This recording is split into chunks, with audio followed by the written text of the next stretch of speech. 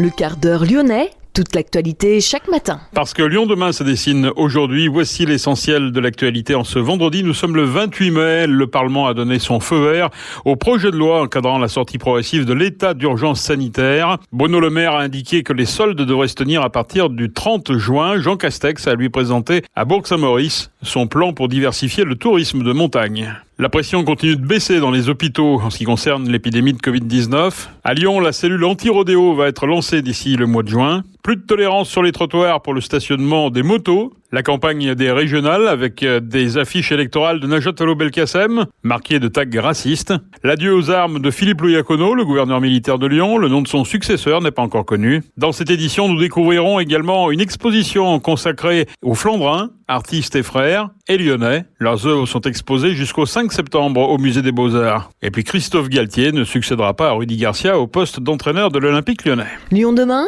le quart d'heure lyonnais, toute l'actualité chaque matin. Gérald de Bouchon. Bonjour à tous et bienvenue dans ce quart d'heure lyonnais. Le Parlement a donc donné son feu vert au projet de loi encadrant la sortie progressive de l'état d'urgence sanitaire, qui permet notamment la mise en place du pass sanitaire. Notez que tous les adultes peuvent prendre rendez-vous pour recevoir une première injection à partir de lundi, date à laquelle la campagne de vaccination va s'élargir en France. Le ministre de l'économie Bruno Le Maire a indiqué que les soldes devraient se tenir à partir du 30 juin avec une semaine de décalage. Le gouvernement fera par ailleurs le point à la fin du mois d'août sur les aides aux entreprises qu'il décidera de maintenir ou non. Jean Castex a présenté à Bourg-Saint-Maurice son plan pour diversifier le tourisme de montagne. L'objectif de ce plan d'investissement de 650 millions d'euros n'est pas d'abandonner le ski, mais de diversifier l'offre et de conquérir de nouvelles clientèles, a expliqué le Premier ministre. Il a reconnu les souffrances de l'économie de la montagne, ultra dépendante d'un ski alpin empêché cet hiver en raison du Covid-19. Également une crise qui a gravement atteint les capacités d'investissement des domaines skiables. Le nombre de malades du Covid-19 hospitalisés en soins critiques continue en tout cas de baisser. 3206 malades du Covid en réanimation. Au total, ce sont 17 941 personnes qui sont hospitalisées pour cause de Covid-19. 146 décès liés au Covid ont été recensés ces dernières 24 heures dans les hôpitaux en France. Lyon demain, la radio lyonnaise à écouter partout dans le monde. À Lyon, la cellule anti-rodéo va être lancée d'ici le mois de juin, élaborée par les services de la préfecture et la direction départementale de la sécurité publique. Cette cellule réunira la police municipale, la police nationale, les services de l'autorité judiciaire, mais aussi des bailleurs et des associations pour qu'ils apportent leur connaissance du terrain. Un travail coopératif destiné à réduire les rodéos en allant saisir, lorsqu'ils sont stationnés, ces deux roues motorisées. Il n'y aura plus de tolérance pour les motards qui se garent sur les trottoirs ou espaces publics. La ville de Lyon veut libérer intégralement les espaces pour faciliter les déplacements piétonniers. Que deviennent la liberté de circuler, l'égalité de traitement entre les divers usagers, la fraternité quand on les encourage à s'opposer, lâche l'association lyonnaise des motards en colère, pour qui il n'y a pas suffisamment de places adaptées pour les motos à Lyon. Plus de 600 motos ont été verbalisées les 18 et 19 mai dernier pour stationnement illégal sur les trottoirs.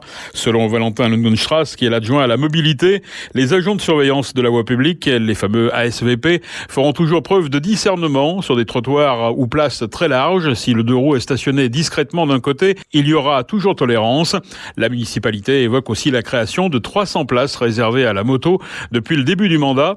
Il existerait aujourd'hui 3500 places réservées aux motards avec des potelets et des chaînes et 1000 places dans les parkings publics. Lyon demain, un site internet, du son, de l'image, un média complet pour les Lyonnais qui font avancer la ville. Les régionales, le parti socialiste de Bron dénonce des propos haineux, xénophobes, complotistes, inscrits sur des affiches électorales de Najat Vallaud-Belkacem dans le quartier des Essarts à Bron, des tags racistes notamment. Voilà ce que les militants ont constaté, avec aussi des accusations confuses sur la théorie du genre. Une plainte va être déposée. De son côté, le maire LR de Bron, Jérémy Bréau, également tête de liste métropole aux élections régionales, condamne bien évidemment avec la plus grande fermeté ces tags, dit-il. À Bron, il n'y aura jamais de place pour la xénophobie, l'antisémitisme ou toute autre forme de haine, ajoute le maire de Bron sur son compte Facebook. L'adieu aux armes de Philippe Loyacono, le gouverneur militaire de Lyon, le général d'armée Thierry Ebucart, le chef d'état-major de l'armée de terre, avait fait le déplacement hier soir. Il a présidé la cérémonie d'adieu aux armes du général de corps d'armée Philippe Loyacono. C'était dans la cour de l'hôtel du gouverneur, avenue Foch. Le général Loyacono a rappelé son engagement pour défendre la France et les Français, son souci souci également de transmettre ses valeurs aux jeunes et l'importance d'apprendre à faire confiance, ainsi que d'avoir l'humilité nécessaire pour entrer dans le rang. Il a aussi remercié son épouse d'avoir supporté ces quelques 17 mutations au cours de sa carrière militaire. Une carrière qui prend donc fin, Philippe Loyacono ayant atteint la limite d'âge fixée à 59 ans. Il débutera dès juillet une deuxième carrière dans le civil au service d'une entreprise familiale industrielle, sans préciser laquelle. Le nom de son successeur à la tête des armées à Lyon n'a pas encore été dévoilé. Lyon demain, découverte. Hippolyte, Paul et Auguste, les Flandrins, artistes et frères, jusqu'au 5 septembre. Le Musée des Beaux-Arts de Lyon présente l'œuvre de ces trois grands artistes lyonnais du 19e siècle. Cette exposition invite à découvrir l'œuvre d'Hippolyte, Paul et Auguste Flandrin.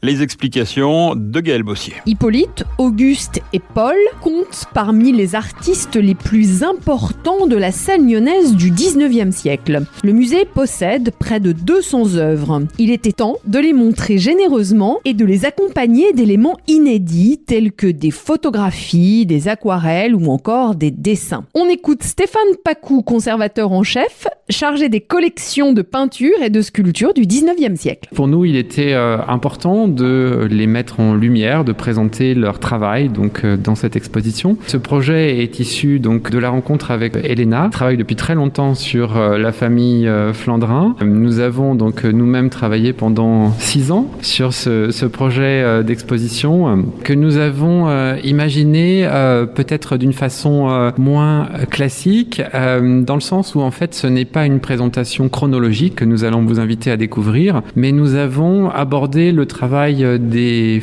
trois frères sous un angle thématique. Donc nous allons vous inviter à aborder successivement quelques grands thèmes qui vont nous permettre de pénétrer au cœur de leur travail, de leur création, d'une manière aussi mêlée, c'est-à-dire que nous avons vraiment souhaité conserver cette proximité qui unissait ces trois frères en les réunissant dans chacune des sections. Il y a vraiment en fait 2 angles qui nous ont guidés aussi dans ce projet. C'était l'idée de mettre en avant le processus de création, le processus créateur. Donc vous trouverez volontairement aussi mêlé des études à côté des tableaux, les différents médiums présentés les uns à côté des autres, comme si on pénétrait dans l'atelier en fait, pour vraiment voir la création en train de se faire avec les témoignages que nous avons pu réunir. Et d'autre part, nous avons voulu aussi insister sur un côté qui est très original. On y reviendra vraiment tout au long de cette exposition, qui est la collaboration, le travail en commun, le collectif, qui sont vraiment des maîtres mots dans cette famille, cette fratrie très unie qui ont été les Flandrins, avec des artistes qui ont travaillé en s'entraidant pour leurs projets respectifs. Donc ça, c'est vraiment un côté très original que nous voulions donc mettre en avant. Donc c'est un parcours d'un peu plus de 300 œuvres que nous allons vous inviter à découvrir. Elena Marchetti, conservateur de la fondation Musei Cevici à Venise, est une spécialiste de ces artistes. Elle nous parle du dessin chez les Flandrins, qui furent élèves de Jean-Dominique Ingres, un des plus grands experts de cet art au XIXe siècle. Un aspect très important de la présentation des trois frères ensemble, c'est leur collaboration. Et nous allons donc les rencontrer dans la première section à travers leur propre autoportrait qui file tout au long de leur carrière et c'est un genre qu'ils ont pratiqué, et aussi à travers les portraits mutuels, ce qui signifie qu'ils se font le portrait l'un de l'autre, ce qui génère dans le visiteur peut générer un peu de confusion parce que on reconnaît pas lequel c'est le jeu de le début de l'exposition. Il faut les reconnaître bien. Ils s'entraident, mais ils ont aussi une personnalité très bien définie. Et je reprends encore un mot de mon collègue Stéphane Pacou par rapport à la place que cette exposition donne au dessin, qui devient vraiment protagoniste à côté des tableaux. Ce qui est assez rare dans des expositions. Normalement, nous trouvons soit des expositions que dédiées au dessin, donc très spécialistes, ou des expositions peinture avec très rarement des dessins qui complètent le discours. Dans cette exposition, nous avons essayé, grâce aussi aux salles du Musée des Beaux-Arts de Lyon, qui ont tous les aspects techniques qui le permettent de mettre à côté, d'exposer dessins et peintures, les deux à part entière, les uns à côté des autres. Et cela permet aussi de rentrer dans la magie de la création de peintres, parce qu'on les suit dans leur parcours de conception de l'œuvre. Pour en savoir plus sur cette très belle exposition, visible jusqu'au 5 septembre au Musée des Beaux-Arts de Lyon, une seule adresse, www.mba-lyon.fr. Rieux va-t-il devenir la capitale du street art ? C'est l'ambition affichée par la municipalité. Une résidence d'artistes, un parcours d'œuvres et un festival devraient voir le jour. 2 appels à projets sont lancés avec comme date butoir de dépôt de candidature le 28 mai, donc aujourd'hui. La résidence d'artistes dans le quartier des Alagniers pourrait commencer en septembre prochain. La réalisation des fresques murales commencerait cet été pour une livraison de la première tranche du parcours en septembre 2022. Le premier festival de street art pourrait se dérouler à l'automne 2022. Thomas Pesquet, l'astronaute français, vient de poster sur son compte Twitter une photo de Lyon vue depuis l'espace. C'est Only Lyon qui, d'une certaine manière, avait passé commande de cette nouvelle photo. Une semaine après le décollage du 23 avril dernier, l'organisme de promotion de la métropole avait republié en effet la photo de 2017 avec ce message. Thomas Pesquet, aurons-nous la chance de recevoir une autre magnifique photo ? C'est donc chose faite. L'astronaute doit rester 6 mois dans l'espace. Successeur espéré de Rudy Garcia, Christophe Galtier ne sera pas le nouvel entraîneur de l'Olympique lyonnais. L'ex-coach de la SSE et du champion de France lillois a prévenu le président Aulas hier. Le club lyonnais va donc devoir se chercher un autre entraîneur. C'est la fin de ce quart d'heure lyonnais. Merci de l'avoir suivi. On se retrouve lundi, même heure, même antenne. En attendant, restez prudents.